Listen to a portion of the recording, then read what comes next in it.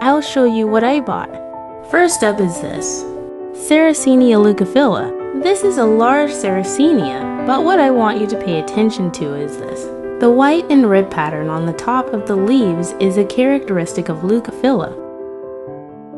I bought 2 other leucophyllas. The 3 leucophyllas have been purchased and replanted. For repotting Sarracenia, please check the link in the summary section. One more thing, the white color of Sarracenia leucophylla is not clear yet.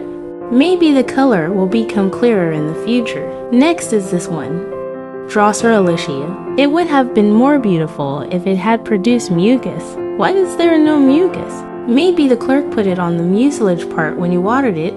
How to get the mucus out?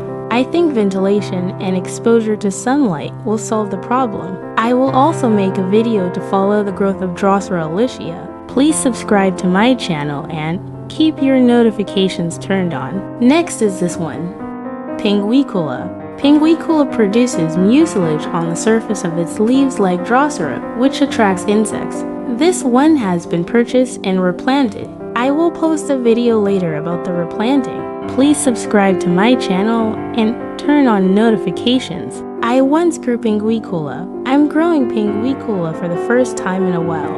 I'm looking forward to growing it. That concludes my introduction of the carnivorous plant I purchased. If you enjoyed this video, please subscribe to my channel and don't forget to hit the like button. Thank you for watching.